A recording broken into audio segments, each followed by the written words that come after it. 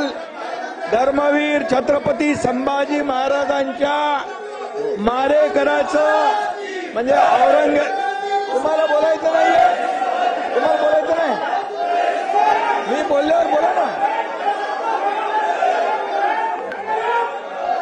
धर्मवीर संभाजी महाराजांच्या मारेकराचं म्हणजे औरंग्याचं गोडवे या ठिकाणी अबू आझमीने गायलं.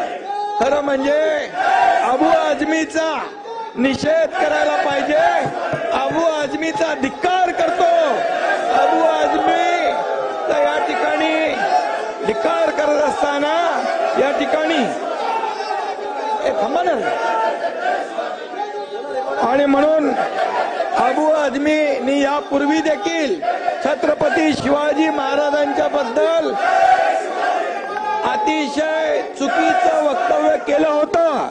आणि म्हणून त्यावेळी देखील हा वारंवार अबू आझमी छत्रपती शिवाजी महाराज आणि संभाजी महाराजांचा जाणीवपूर्वक अपमान करतो.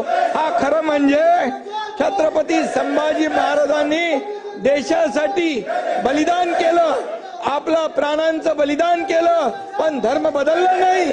अशा संभाजी महाराजांचा शिवाजी महाराजांचा अपमान करणं म्हणजे हा अबू आझमी देशद्रोही आहे, देशद्रोही आहे.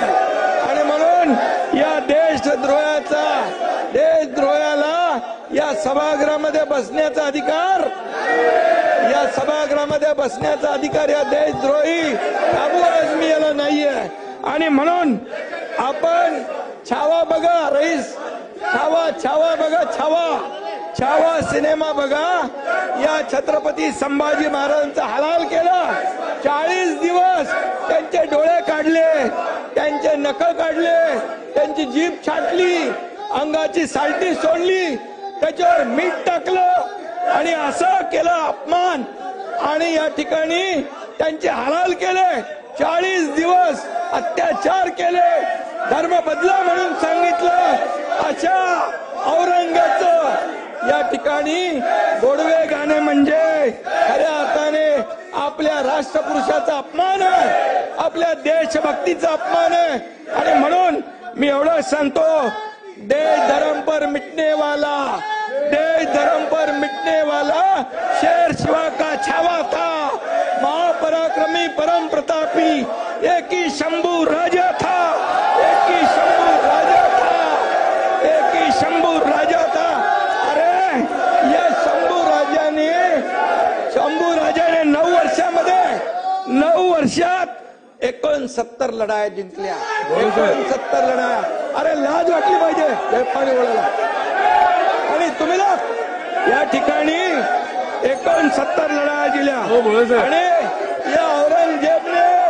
या औरंगजेबाने आपली मंदिरं तोडली, मंदिरं तोडून टाकली, आया बहिणींचा अत्याचार केला, आया बहिणींचे बलात्कार झाले.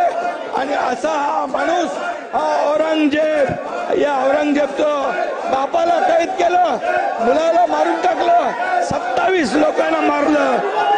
हा क्रूर कर्म. आणि म्हणून